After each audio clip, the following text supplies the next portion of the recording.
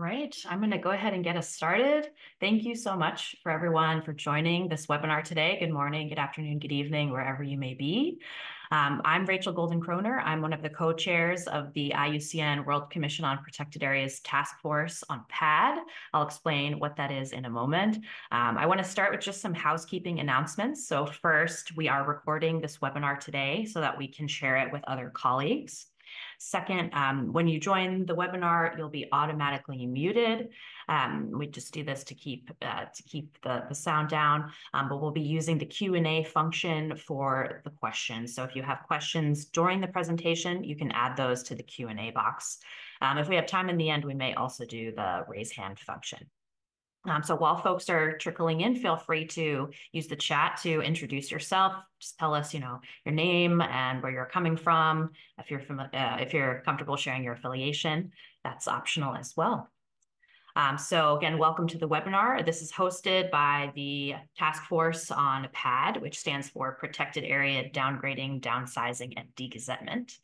We're going to focus on this topic today of protected areas and politics. It's a really important topic. We're going to hear perspectives from different countries, from the United States, from Brazil, and from India. So I want to start just to share this overview of this topic, this acronym that you might have seen or might not have seen. That is the focus of our task force and some of the focus of the presentation today. So we're looking at protected areas for the most part, although we're starting to look beyond protected areas as well at OECMs and indigenous territories. We're looking at area-based conservation and different types of legal changes that can affect these areas. So downgrades are essentially legal changes that temper restrictions or that reduce restrictions. Downsizes are legal changes that reduce boundaries, and degazetments are those that legal changes that remove protections entirely. So I just wanted to share that in case folks weren't yet familiar. So this topic today that we're focusing on, go back to this other slide, is focused on protected areas and politics and power and conservation. We know from our research on PAD that once protections are established, they also need to be maintained and supported in order for conservation to be effective and durable. This is also a really timely webinar topic. About half of the world's population actually has the chance this year to participate in an election, which has really significant implications for our conservation goals. We have these global goals for climate, for biodiversity, for sustainable development, all with a 2030 timeline. So who's in office in the next period really matters a lot toward that 2030 deadline for these global goals. So we'll today hear speakers with perspectives from three countries, the United States, Brazil, and India. Each will highlight different challenges, talk about research and their own experiences, and then provide some recommendations and food for thought, some ideas about how the conservation community can help support long-term conservation and durable outcomes. And we know that this topic of politics is a really challenging topic, but we think it's really important to have these conversations so that we can start to bring forward some relevant and practical solutions that can successfully bend the curve for biodiversity. So thanks again for joining, and I'm going to introduce our first speaker. So first, I'm going to let you share your slides. So we have Dr. Gwen-Lavelli from France. So he's an associate professor at the Center for Environmental Economics in Montpellier and the Institut Agro Montpellier. And he's the lead author of a new publication that just came out looking at PAD and politics in the United States. So Gwen, over to you. I think you need to stop sharing your screen so I can share mine. Yeah. Got it. Thank you. Perfect. Right. Okay. So I guess you can see my screen now? Yes, go ahead. All right. Okay. So thank you everyone for attending this webinar. I'm very happy to be here and present you this paper that just got published in Ecology and Society, as you see. So it's co-authored by Rachel, who did the introduction. Thank you. Philippe and Daria and Alex Pfaff, who are names you probably know if you know the literature on PAD. So the idea is that we try to look a little bit at politics and how politics can influence the risk of PAD, and with the case study of the United States. So the idea is to present you a brief summary of the paper we just published. Just to give you an idea, it's basically started with all the work that has been done by IUCN and WWF on PAD. Rachel just introduced you to what PAD are, and they've been publishing a very nice paper in 2019 on basically what is the state of PAD across the globe. And they basically tell us, well, you know, folks, there's something going on there. So you're all interested in conserving and protecting biodiversity, but being in a protected area does not mean that you will be protected forever. And protected areas are threatened and they are disappearing. They are getting downsized, downgraded, or degazetted. And associated to that, there are a number of papers that look at what are the geographic determinants of PAD. So I gave you just a few of them. We'll see published in PNAS or some review in economics, ecological economics or JERI.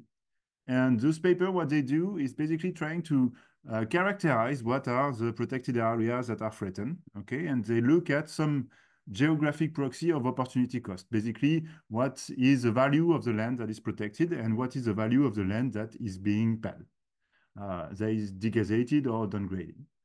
And they show that, for instance, they are on specific slopes. They show there are specific distances from main cities and so on. And there is even a paper in Brazil where they show that basically some areas that are that experience PAD are not so much threatened. So in that case, it does not have a lot of impact on deforestation, while some other are, let's say, for instance, close to city, close to towns, and on slopes that are more prone for agriculture. And this one, then there are protected areas that avoided deforestation. And then when you have PAD, you have more deforestation in this area. The idea is that basically what the literature looked at so far is mostly focused on what we would call static proxy for the value of the land. So static geographic determinants. And we started wondering with Rachel and others, well, basically, are there some specific temporal circumstances? Are there some specific time trend that makes PAD more likely to happen in a given period rather than another? Okay, so are there maybe temporal circumstances that makes PAD more likely? Apart from that, there is also quite a large literature in economics that focused on what we call political economy, and that tells us basically that elections can matter, that governance can matter for deforestation, etc., for a number of environmental issues. That makes, for instance, some pattern of government spending more likely just before the election, etc., etc. So when we take these two elements together, it led us to question basically what is the impact of elections on PAD. And that's what we do in this paper. And specifically, we study the case of the United States between 2001 and 2018. And we look at elections at Congress. So basically, Congress, in the US is basically composed of two bodies, which is quite classical, with Senate, which is 2 senators times 50 states, and the House of Representatives, which is 1 representative times 435 districts. And what we do is analyzing whether shifts in political representation, they influence the risk of PAD. So when you have an election and there is a shift in political representation, does that mean that we have more PAD or not? And what we find is that basically when you shift as representative to Republican, it increases PAD risk in the district is being elected, where is elected, sorry. We also find that PAD is more likely when there is a shift from Democrat to Republican in the majorities for House or for Senate. And as I will tell you in just a minute, it's mostly driven by the proposal of PAD rather than enactment. So first, what does PAD look like in the US? So basically, first, how it happens and what are the determinants, the political determinants of PAD in the US? Basically, there are two ways through which PAD can happen. There are either congressional decision or executive decision by the president. The one we're looking at is mostly congressional decision. How does it work? Well, if a member of Congress wants to propose a PAD, then he proposes it at Congress. then the proposal undergoes reviews and potential modification by a committee. Then it's voted on by the chamber. And if approved by both chamber and signed by the president, then the PAD is enacted. As I will explain later, it's mostly what we're looking at is mostly proposal. Actually, that's where we find an impact. In our period of analysis, so between 2001 and 2018, there has been, you see, 1,094 PAD events. So it's definitely not nothing. For a number of reasons. It can be infrastructure, can be mining, oil and gas, can be some very other issues, or it can be for subsistence, which is basically restoring rights to a local tribe. You see that among the sevens, there are 233 enactments for 861 proposals. Let me tell you just first, disclaimer that the green point here, which are for subsistence, they are most of the enactment, actually. There are 222 enactments, okay? They are correspond to all, basically everything that is for subsistence, and vice versa, all the PAD for subsistence have been enacted, okay? And it seems that those are mostly non-partisan, okay? So not driven by either Democrats or Republicans. But the one that will influence our result will be the one for infrastructure, mining, oil and gas, and others, which are, for instance, snowmobile and stuff like that. And they are the one driving our results here.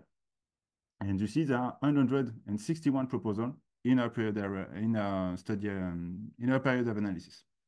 You may think it's less important than enactment. Well, I'll try to convince you at the end that it's not.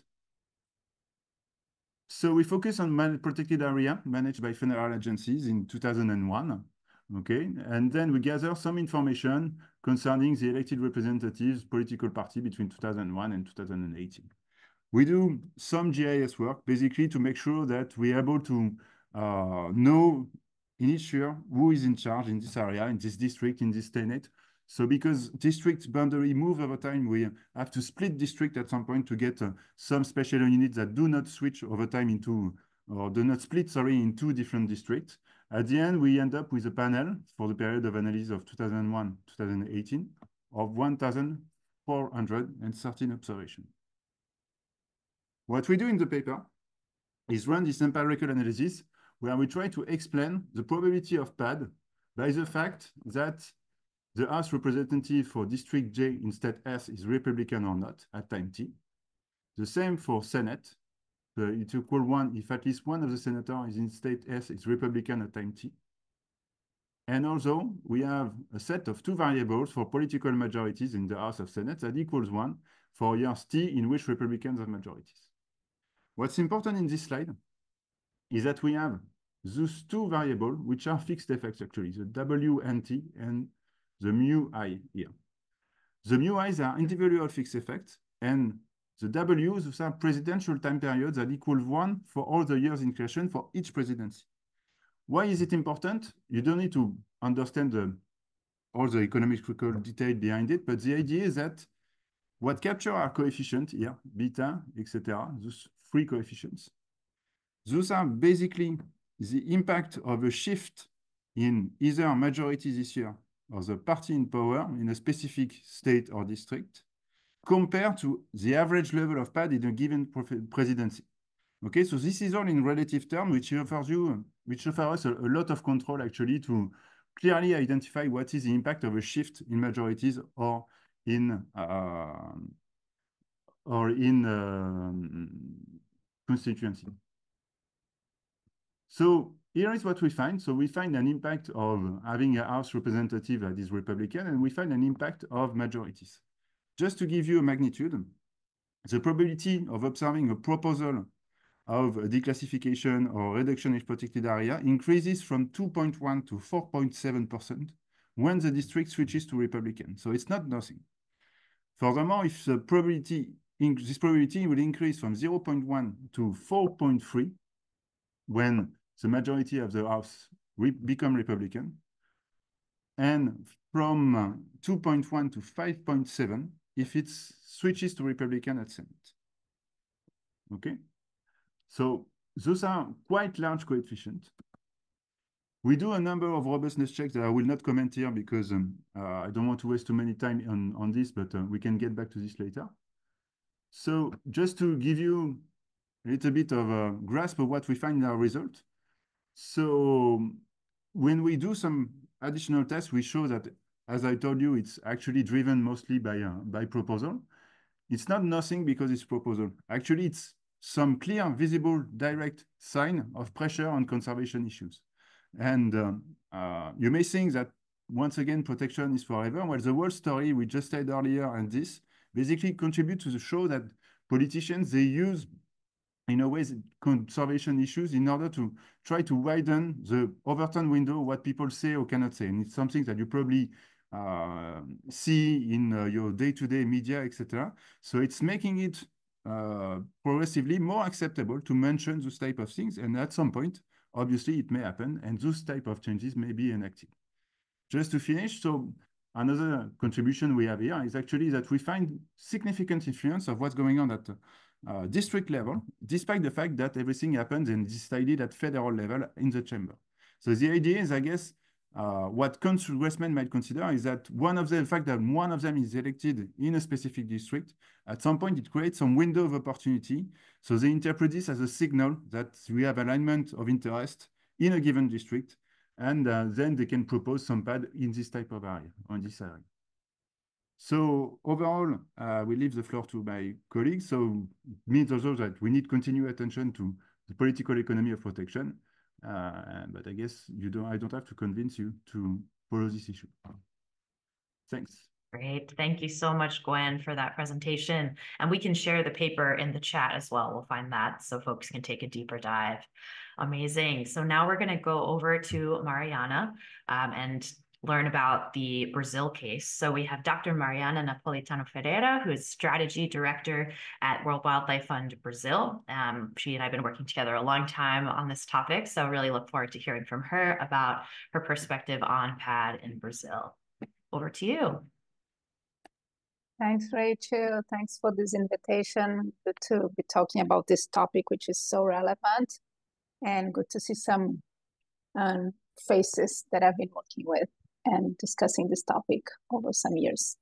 And I will talk much more about our real life experience, not so much on statistical analysis, but a brief summary of the history of PAD in Brazil and how it interacts with political forces in the last 10 years. Let me share my screen.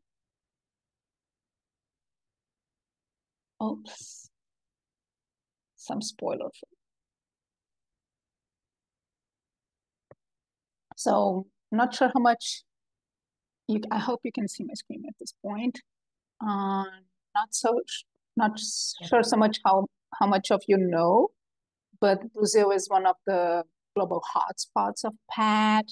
And we have over 90 PADs enacted and more than 106 PAD proposed, and especially after 2008. There is a huge area impacted, over 10 million hectares. Most of the PAD in Brazil happened in the Brazilian Amazon, but of course it also impacted other biomes like the Caatinga, the Cerrado, and the Atlantic forest. We've been working and tracking PAD since 2010 and working with many civil society organizations, local groups, to mainly avoid the worst impacts of PADs to protected areas in general. And back in 2019, I will focus more in the Amazon because I think it's a very concrete case and with good examples, but of course we can talk about other biomes later. So back in 2019, we did a study on the PAD trends in Brazilian Amazon protected areas. So this is a map that shows the deforestation in red, the yellow dots are proposed dams, you have the roads, so you have all sorts of threats to protected areas here in green. We also had the indigenous lands on these cross lines in the Brazilian Amazon. And the drivers of PAD in the Amazon, they are both legal and illegal. So we have logging, dams, agriculture, gold mining as the major drivers. And the results of this study, because what we wanted at this point was actually to understand what comes before PAD, and understand how much protected areas in the Amazon were threatened by PAD overall. So the results of this study showed us that more than 100 protected areas in the Amazon overlapped with infrastructure projects. More than 200 protected areas had some level of deforestation. 180 protected areas had some level of pasture inside these areas. And there was a significant amount of applications for mining inside protected areas that had a ban on this type of activity. And so when we look at it, we see that there was a significant array of PAD threats to protected areas in the Amazon in general. But let's understand where this comes from. And this is a picture of several mines inside the forest. I think that we have two major phases of PAD in Brazil. And I think that the initial phase, especially from 2008, 2010 to 2018, most of the PAD in Brazil was driven through executive power, and also with some support from the legislative power, from the senators, from the deputies. In this phase, most of the PAD in the Amazon was a result of legal drivers, such as roads and dams. And all no, but most, there were a lot of PADs that were enacted to provisional measures. So Brazil had this instrument where the executive government could, through a provisional measure, reduce or degazette a protected area, right? So it was an act of the executive. There was not a lot of possibilities of civil society advocacy and discussion in this process. So several protected areas were reduced through provisional measures, especially to accommodate dams in the Amazon. In this period, and here we can see a huge Belo-Monte dam, and here is that satellite image that shows how roads are a major driver of deforestation in the Amazon. So in this period, usually PAD comes first and then deforestation comes afterwards, right? And so the dam would bring the deforestation, the road would bring the deforestation. So this was very specific, and I think some of the studies that when mentioned and relate to this specific phase. Something very important happened in 2018. I think it was between 2017 and 18, that there was some understanding from the judiciary system that protected areas could not be degazetted or reduced through provisional measures. If they were created by bills going through the legislative system, they would have also to be padded by a process, by a draft bill. So I think that this changed a lot, the whole PAD dynamics in Brazil, and also put much more relevance and importance in the senators, in the deputies, or in the state level assemblies regarding enacted or proposed PAD. So it needed to come from the Congress or from the state assemblies. And there's another thing that happened in 2019 in Brazil, that we had a new government in Brazil, and a new executive government in Brazil, a new president. Bolsonaro got elected, and the whole environmental protection system went under siege.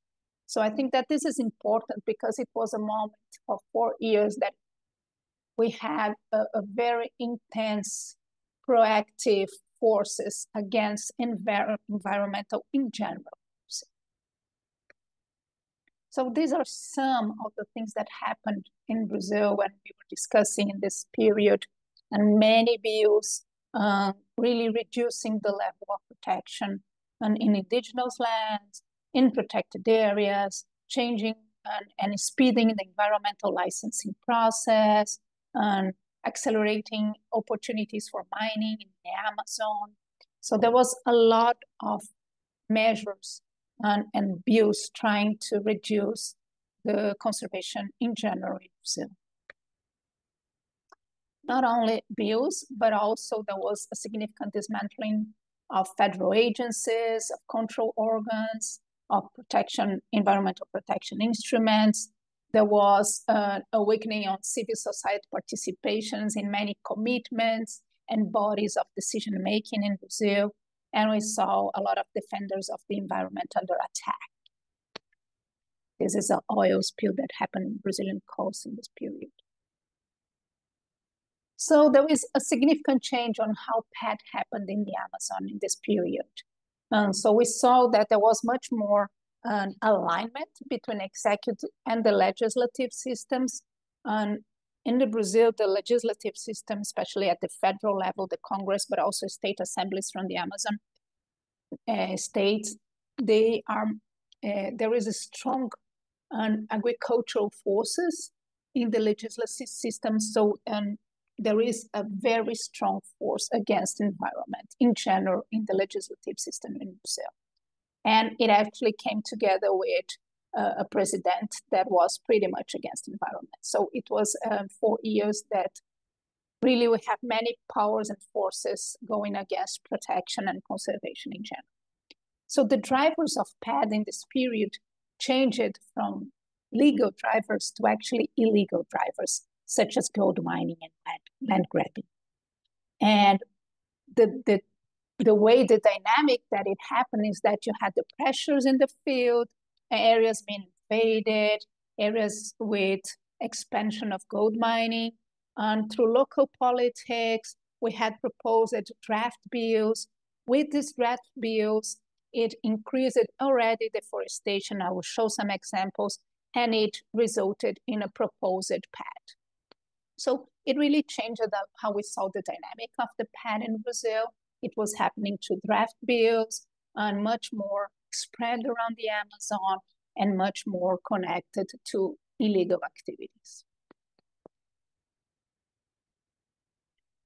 And as a result, what we can see here is the deforestation levels inside protected areas in the Amazon really exploding after 2018. They were already increasing slowly, but then they exploded after 2018. And there was a much more strong connection between deforestation and PAD in this moment. So, for instance, here is how much the top 10 protected areas with highest level of deforestation between August 29 and August 19 and July 20. And 8 of them, these ones with these marks, they had PAD proposals. And here we see, for example, the Chico Mendes Extractive Reserve. And in 2019 was when the draft bill was proposed to reduce this area, and then deforestation exploded. Same thing with Guajará-Mirim State Park, the draft bill and deforestation. So kind of PAD draft bills were confirming or giving some force to illegal things that were happening inside these protected areas. However, when we look, and I was looking at the graphs and the numbers of PAD proposals in this period, actually, the PAD proposals were not so much enacted during Bolsonaro government. So why this happened, right? We had, much more forces and pressure against protected areas and nature in general, but we were able to somehow stand and keep the protected areas without PAD in general. Of course, there was some PAD, but not so much as in previous years. I think that one of the things that explains this is, first of all, that there were no more PAD through provisional measures, because it had them to go through the draft bill process discussion in the National Congress, and that give us time to really act upon these proposals. Then also, because of all this pressure in the environment, we had a lot of international pressure. So it was an important way to, influence the discussion of the PAD proposals at the national media and at the international media. And there was, of course, in this period, a strong civil society coordination. So we worked a lot together, many NGOs, local NGOs, big NGOs, in alliances and collective groups to avoid the major threats. So we really keeping a close track to any PAD proposals and acting to avoid it. There was some corporate pressures as well. Companies and investors saw the whole, pressure against protected area really as a bad reputational for them. So there was some corporate pressure in this process, in this period. So I think that this all kind of explains how we had some kind of 10 years to prepare ourselves and to change a little bit the political process of discussing PAD proposals in Brazil that gave us some kind of opportunity to be more active and to avoid the worst impacts of PAD when we went through a very negative government against environment in general. So the conclusions that I have is that all political powers may impact PAD. So the legislative, the executive, and judiciary systems are important in Brazil when we are talking about PAD.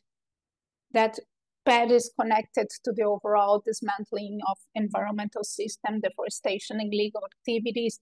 All these forces kinds of acts together. So it's very hard for a protected area manager or a local decision maker to avoid PAD in a context of high pressure. There will be a lot of PAD proposals.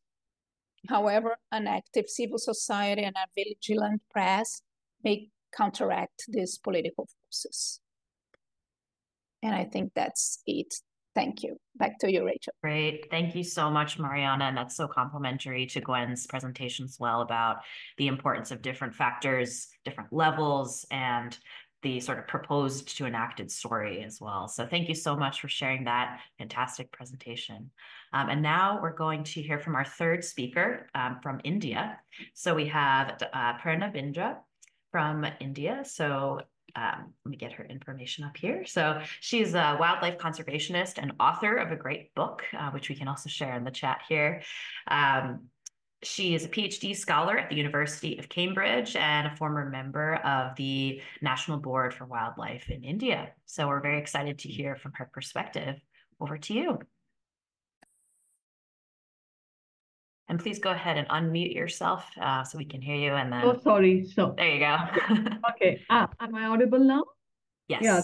Thanks a ton for that kind introduction and those absolutely insightful talks. Mine is not stats heavy at all. I show examples, etc. Let me just share my screen. Just give me a second. Yes. So is that okay? Yes. Can you see the screen? Yeah. Can you put it on presentation mode so we can see it in full screen? Yeah. Okay. Sorry. It's okay. No worries. Perfect. Thank you. Yeah. Good. Works? Yeah. So I'll speak about how in India we don't actually talk the PAD language. So excuse me if I slip to a language, though I'll explain the context. India has, and I just very briefly, India has a lot of wildlife. It is also the most populated country in the world with 17% of the world's population and just 2.5% of the global area. And it's on a fast path to development, aiming at around 8, 9, and even double-digit economic growth. Half of its population still is dependent on natural resources for livelihood, sustenance, etc. I give this picture to give you a context of the immense pressures that our protected areas, our forests, ecosystems face. Prerna, yeah. We can see just the presentation mode. So, or the like. You can't see it? we can see your like slide, like we can see the slides on the left-hand side as well. So if you're able to, I don't know what's going or on. if you have a second screen. No. Okay, there we go. That works if you're able to scroll through. So now it says we can see the India slide, which is beautiful. Is this better? Because I don't know what's going on. I mean, I put it as I usually do. Is this okay? Yeah, that should work. And very, yeah. Yeah, so within this population, etc., we also have it's the top biodiversity country, which has protected about 70% of tigers, over 50% of Asian elephants. So that's a lot of mega predators, mega herbivores, not mega predators, carnivores, etc., saving space with India's wildlife, which is largely due to its cultural context. We worship nature. There's a huge, it's a lot. We worship the tiger, we worship rivers, we worship, etc., which continues, though it is very nuanced, but that has promoted coexistence. Also, India has a very robust framework of legal and policy framework, which was initiated during the 1970s. Wildlife protection, forest protection, biodiversity protection, legal frameworks, protected areas was set up on a very massive scale. 5% of India is under protected area network, about 5%, which is just a third of the global average, which is about 15 to 17%. And even as compared to our neighboring countries like, say, Nepal or Bhutan, we are quite lower. How effective these are in other countries, I cannot say, neighboring countries, etc. But in India, we certainly are facing a problem. So the first thing I would like to tell you is, even before I get to the bad events of, say, degazettation or downsizing, etc., is that the legal and policy framework, which Mariana also spoke about, that protects wildlife or protects their habitat, has been systematically weakened, diluted, emasculated. So we have the Biodiversity Act, we have the Wildlife Protection Act, we have coastal regulations, we have Forest Rights Acts, which are rights of communities. We have the, so these all have been emasculated. Now, I speak of two major political periods. One was before 2014, when you had a government which was left of center, which was not extreme right wing, which came in 2014. So these are very broad. It's a very broad distinction. It is not to say that weakening hadn't happened before 2014. The forces were already in place after India opened up its economy in 1997. When the legislation came into force was 1980s, 1990s, early 1990s, and then the weakening began. But we saw a dramatic shift after 2014. So where you had a Ministry of Environment and Forests, which is the ministry with mandated to protect forest and wildlife. After 2014, actually in its communication, rights of the number of, we use the term clearances given in forests to what you would call downsizing or giving away protected areas or forests for mining or highways, etc., etc. I will speak about one body because it directly impacts us, impacts bad events. It is called the National Board for Wildlife. It is chaired by the Prime Minister, and its standing committee, of which I've been part of these, it's chaired by the Environment Minister of the country. Now, these bodies are mandated to protect wildlife. They're also mandated to regulate events inside protected areas. If you, for example, someone X wants to build a road inside a protected area, expand a road, build a dam, they have to come before this body, which is chaired by the Environment's Prime Minister, but has independent experts like yours truly and others. And they decide, and they are to whether these will whether in, say, Corbett Tiger Reserve, you will have a road or not. So before 2014, on the lead up to 2014, 4 years, you had 12% of proposals rejected. I know that sounds like very less, but a lot of them were also deferred in terms of you would go for site visits, etc. What changed after 2014 is this. So we had a new ministry coming in, and which was very right-wing, and the clearances given by this National Board for Wildlife, and so you have a government which is also where the agenda of the government, the platform of the government is development, for the development of the country, economic growth of the country, which doesn't factor in ecological concerns. So you had, in 7 months, you had a clearance of 650 projects, which will be in protected areas or in the immediate vicinity. We call them eco-sensitive zones, which would have a direct impact on the protected areas.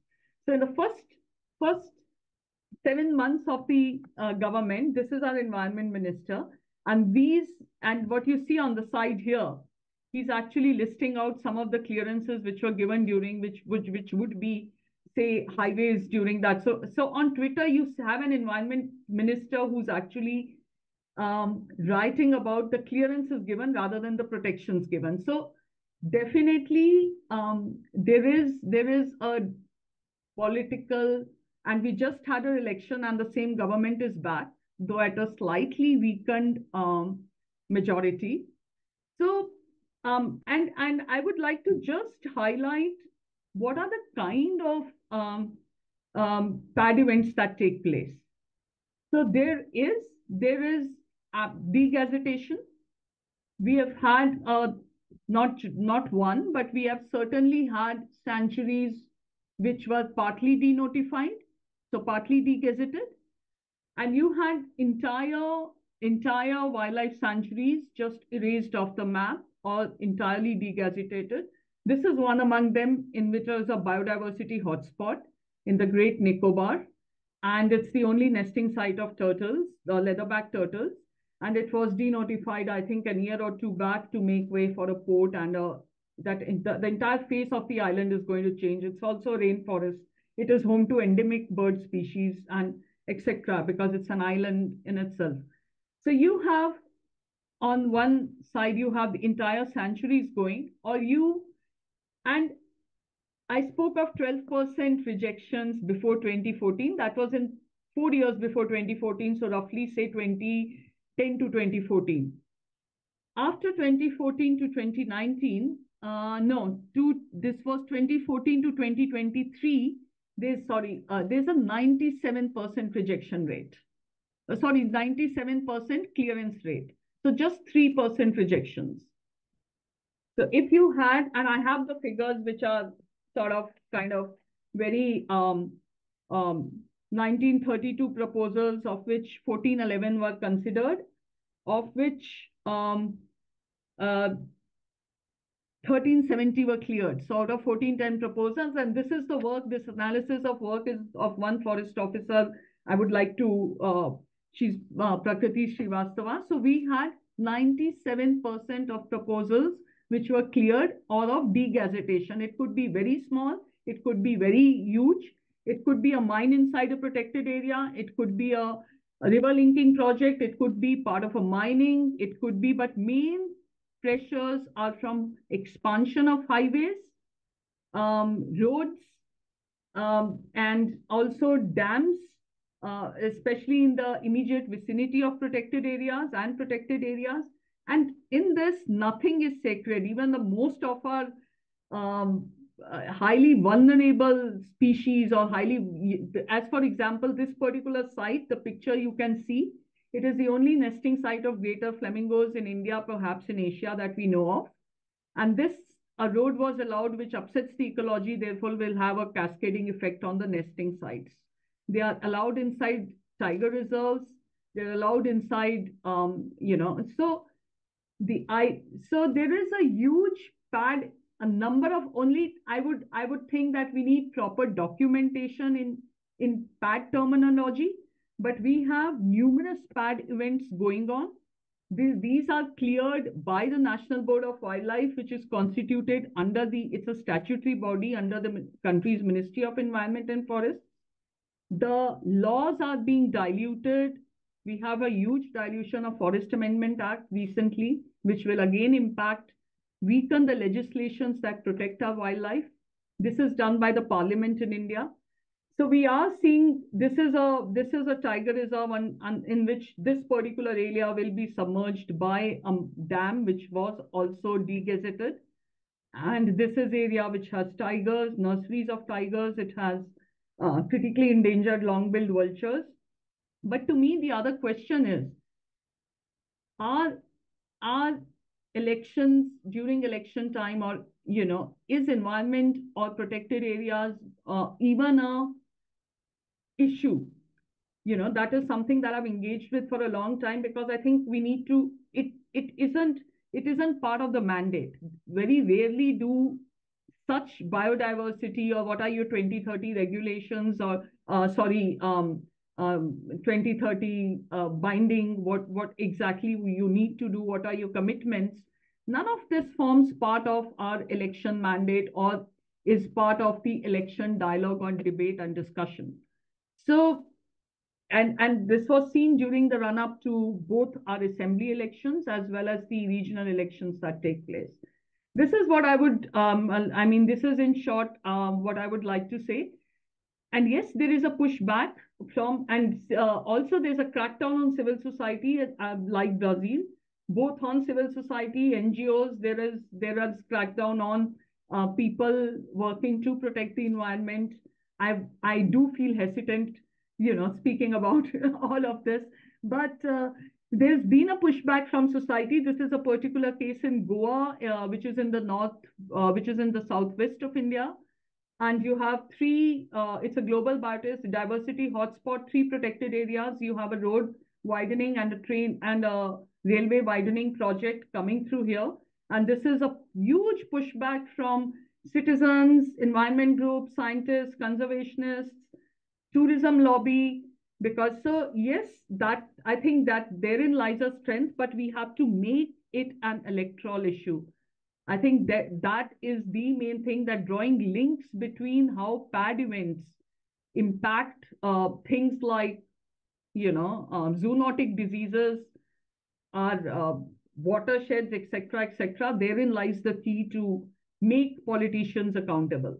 Thank you. Fantastic. Thank you so much, Prerna, for that really fantastic presentation.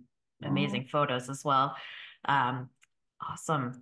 So we have about 10 minutes for questions. So for the 3 panelists, I see a few questions already coming in, but if you have questions that you haven't yet added to the Q&A box, go ahead. I'm going to start us off maybe for all 3 of you. We had a couple of different questions about the importance of proposals. I think I see this coming through in all 3 contexts, that proposals might matter more than we think. So I'd love to hear from each of you about what you see as the importance of proposed PAD events within the context of the country you're focusing on. Why do proposals matter? So maybe we can go in order. So start with you, Gwen. Okay. That's a good one. I see, well, 2 things. The first one is the one I mentioned in the presentation, is that, it's very, in the US context, or from what I see in the data, it's very rare that proposal, at least large ones that, involve harmful impact on biodiversity, goes through all the way through until enactment. So most of them are not enacted. But as I said, at some point it will be enacted because it becomes acceptable to say it. Otherwise, another way to say it is that those are also proxy for the way politicians consider environmental issues, I guess. My point is to say it's not only PAD, it's just the way that people consider, or politicians consider, environmental as a whole. And when they propose this type of stuff, it means that basically they do not really well understand what's at stake and so on. So if it's okay to say this, it means that it's probably okay to say lots of things. And we have the same thing. I don't know. I mean, I'm speaking about the US because I know the data, but also speaking as French citizens. So it's okay for, politicians in France to say, well, artificialization has nothing to do with flooding and so on. And it becomes okay to say this because more and more the discourse on environmental issues become very polarized, and we have this type of discourse that emerge. So that's why it's threatening. So you see, also think PAT proposal as a proxy for more discourse that are against the environment, should I say. That would be my take on this. Great. Thanks, Gwen. Mariana, over to you. Oh, I fully agree with Gwen, but also I think that the proposals, they do have, and at least here in Brazil, an impact in the local conservation dynamics. Once there is a proposal in place, there is already, news running at the local level, and people say, well, this area is no longer going to exist, so I can convert this area. I will plant some soy because, in the future I can sell this. So I think that the proposals, they kind of trigger in some local processes that strengthen deforestation, strengthen degradation. So I think that we need to be very aware and keeping track of proposals because they also result in reducing the levels of conservation and deforestation. Thanks, Mariana. Yeah, and Perna, any further thoughts? So proposals in India move from the regional level, from the local level government to the regional level to the federal level, right? So I think the idea tracking is a must. I agree, and earlier when the center, so it also depends on the politics. When the politics was pro conservation at the center, there used to be a lot of, look, we can't deal with the regional governments here. Can you say no over there? Can you kind of stall the thing over there? So at every level, you have to see what works better. Now we depend more. I mean, we always think nip it in the bud.